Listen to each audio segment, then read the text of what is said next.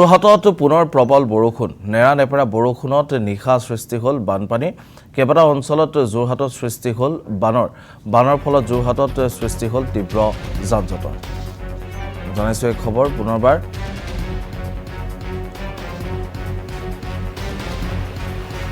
যোৰহাটত পুনৰ প্ৰবল বৰষুণ নেৰানেপেৰা বৰষুণৰ ফলত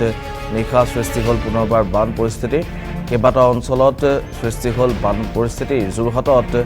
এনেধৰণৰ বান পৰিস্থিতিৰ পাছতে তীব্ৰ যান-জঁটৰ সৃষ্টি হয়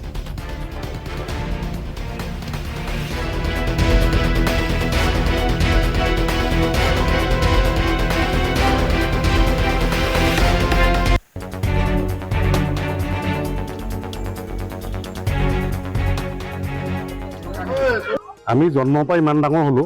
আজিলৈকে এনেকুৱা পানী জীৱনত দেখা নাছিলো আজি প্ৰথম এই কমলাবৰীয়া আমাৰ যোনটো মন্দিৰ দুভাগ আছে আজি প্ৰথম ৰাস্তাটো এনেকৈ পাৰ হৈছে কমলাবৰীয়া আৰু আপোনালোকে দেখিছে এইখিনি পানী আজি এবুকুলৈকে মানুহ আমি উঠাই আনিছোঁ এই কাৰণটো হৈছে মেইন জাবৰ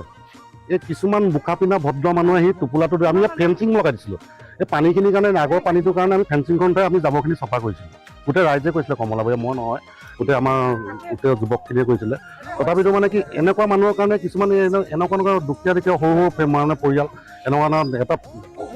ধ্বংস হ'বলৈ লৈছে তেখেতলোকে হাঁহি চাই আছে চাগে আমি কোনে জাবৰ পেলাইছোঁ বুলি এই লাজৰ কথা তেখেতলোকৰ এনেকুৱা কাৰণে এই দুঘৰ মানুহৰ কাৰণে গোটেই পৰিস্থিতি 20 ঘৰ মানুহৰ কাৰণে কমলাবৰীয়া মানুহৰ কাৰণে গোটেই গাঁওখন ডুবি গৈছে আমাৰ এইখন বুলিয়ে নহয় গোটেই লিচুবাৰীৰ পৰা আদি কৰি আপুনি দেখিব আমি শুনা পাইছোঁ গোটেইখিনি